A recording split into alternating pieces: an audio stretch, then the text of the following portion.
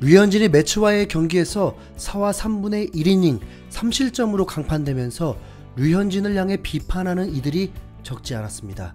류현진이 노쇠해서 그렇다, 10피안타 탈곡기로 전락했다, 볼 자체가 위력이 없다, 일선발 같은 느낌이 없다, MLB는 강속구로 찍어 누르는 스타일이 아니면 일선발 힘든 것 같다, 한화 복귀 날도 멀지 않았다 등등 류현진이 3실점하고 승리 투수 못했다고 바로 태세 전환하듯 아니면 류현진의 안티팬들이 기회라 여기고 저격하는 댓글을 남겼습니다.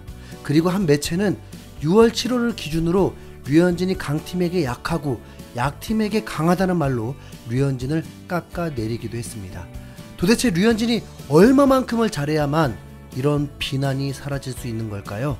류현진은 현재 19게임 선발 등판하면서 아메리칸 리그에서 평균 자책점 3.44로 9위고 다승은 게리 콜, 아론 시베일, 크리스 베시시 10승을 거두고 류현진 외 4명이 9승을 기록하고 있습니다.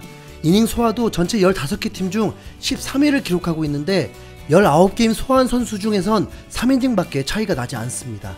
볼넷 허용률도 5위입니다. 피안타는 게리 콜보다 평균 0.5개 정도 많습니다. 현재 나이 35살임에도 불구하고 몸 상태 전혀 문제없이 기록으로도 에이스급 투수임을 증명하고 있습니다. 평균 자책점 10위 안에 들어있는 선수 중 류현진보다 나이가 많은 선수도 없습니다.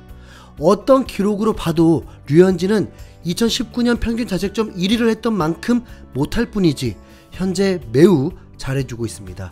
오히려 35살에도 이 정도의 최고의 활약을 하고 있다면 극찬만 해도 모자른 상황 아닌가요?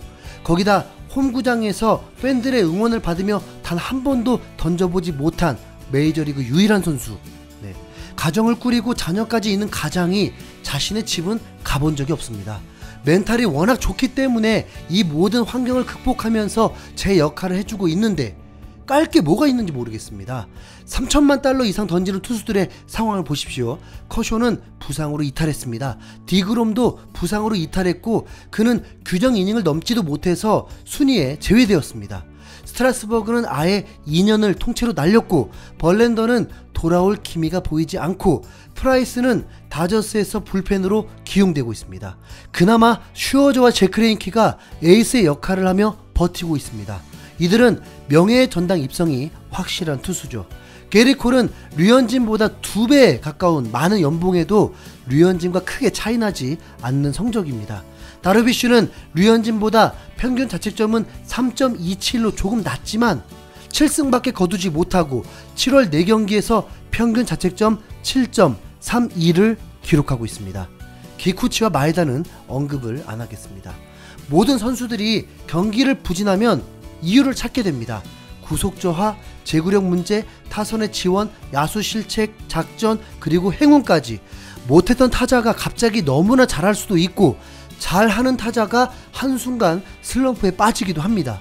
그런 복합적인 상황으로 투수가 호투를 할 수도 있고 부진할 수도 있는 건데 류현진은 며칠 전에 어땠습니까? 오랫동안 호흡을 맞췄던 젠슨이 6월에 부상으로 이탈 후 류현진의 성적도 좋지 않았고 다시 돌아왔을 때 류현진은 2연승을 거두었습니다. 그런데 며칠 전 선발 등판 전에 젠슨이 햄스트링 부상으로 장기 부상자 명단에 오르면서 다시 맥과이어와 호흡을 맞추게 되었습니다. 포수의 중요성을 여러분 알겠지만 포수는 평범한 투수도 에이스급 투수로 만들 수 있고 에이스급 투수가 포수 때문에 평범한 투수로 전락하기도 합니다. 그래서 포수를 안방 마님이라고도 하죠. 우선 기본적으로 호흡이 맞으면 리듬을 잃지 않고 바로바로 투구가 가능합니다. 김광현 같은 경우는 몰리나를 100% 의지하다 보니 투구 템포가 굉장히 빠른 편입니다. 믿고 원하는 대로 던지기만 하면 되니까요. 하지만 류현진은 다시 맥과이어 포수와 맞추게 되면서 다른 상황에 또 직면했습니다. 토론토 제이스 저널은 류현진은 젠슨이 부상자 명단에 있는 동안 상당히 고전했다. 자신의 피로 때문인지는 몰라도 맥과이어와 젠슨이 있을 때 숫자 차이가 나타난다. 류현진은 젠슨과 호흡을 맞춘 13경기 76이닝 동안 평균 자책점 2.84에 불과했지만 맥과이어와는 3경기 9이닝 평균 자책점 4.58로 썩 좋지 않았다. 상당히 큰 차이다. 맥과이어에게 던지는 샘플이 작지만 류현진이 부상자 명단에서 돌아온 젠슨에게 던지는 것만 봐도 한결 편해 보인다 이렇게 전했습니다. 오죽하면 1할 7푼 타자인 포수를 선호하고 있을까요? 실제로 다시 맥과이어 호흡을 맞추면서 매치 전에서도 사인 교환 시간이 오래 걸리는 모습이 몇 차례 나왔고, 특히 4회까지 호투를 하는 중에 5회에서도 바로 사인 교환이 오래 걸리고 타임 요청도 나오게 되었습니다. 그럼 투수는 생각이 많아지게 되죠. 당시 상황은 류현진이 6대 0으로 앞서고 있고 하위권 타자들을 상대하기 때문에 정말 마음 편히 시청하고 있었습니다. 중계진도 언급을 했죠. 너무 많이 쉰 것이 오히려 불안하다고요. 이미 류현진은 5회 초 토론토의 공격에서 거의 30분 가까이를 쉬고 나온 상황이었습니다. 원아웃을 잘 잡고 8번 타자에게는 타구 속도도 약한데 수비 포메이션이 바뀌면서 아슬아슬 빠져나가면서 안타가 되었습니다.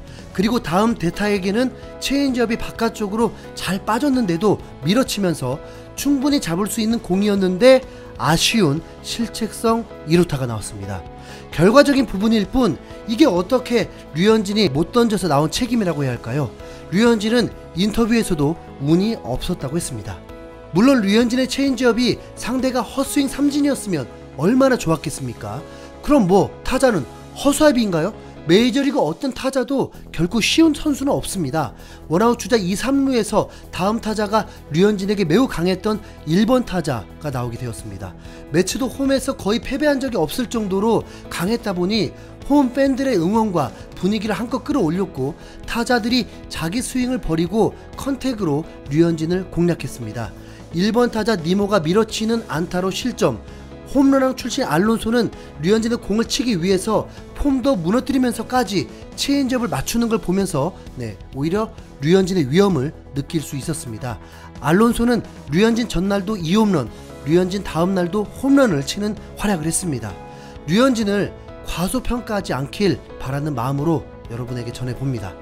류현진이 약팀에게 강하고 강팀에게 약하다는 말을 하는데, 그럼 류현진이 보스턴전에서 4실점을 하고 두 번째 보스턴전에서 7이닝 무실점을 한 건 뭘까요?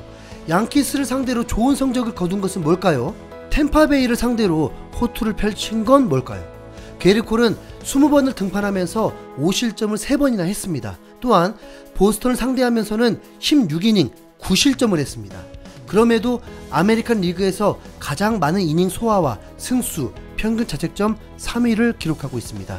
류현진도 전혀 꿀리지 않는 실력을 보여주고 있습니다. 이제 그만 류현진 좀 인정해 줍시다. 토론토는 매치와의 마지막 경기에서 6회 무너지면서 재역전패를 당하며 1승 2패를 기록하게 되었습니다. 이제부터는 지구 순위는 중요하지 않습니다. 현재 와일드카드 순위에서 오클랜드와 4게임이 벌어져 있는 상황인데, 토론토가 다른 팀들보다 경기 수가 5게임 넘게 적었기 때문에 긍정적이고, 트레이드 시장에서 보강만 잘 한다면 남은 70여 게임에서 좋은 성적 보일 수 있습니다. 문제는 다음 상대팀이 보스턴이라는 건데요. 보스턴 원정 4연전을 치르게 됩니다. 바로 일주일 전에 보스턴에게 로비레이, 스트리플링 모두 무너지면서 전패했고 위닝 시리즈를 한 번도 달성하지 못했습니다. 이번 시리즈는 보스턴도 좋은 선발 투수 일정은 아니라서 타격전이 될 수도 있을 듯 한데요. 류현진도 시리즈 마지막 경기에 출전하게 되는데 금요일 아침에 보스턴과의 경기에서 선발 출전합니다. 그 경기에 더더욱 타격전이 되면 안 되겠죠. 꼭 3승 1패는 했으면 좋겠습니다. 류현진 다시 한번 제대로 실력 보여주길 바라보면서 류현진 파이팅!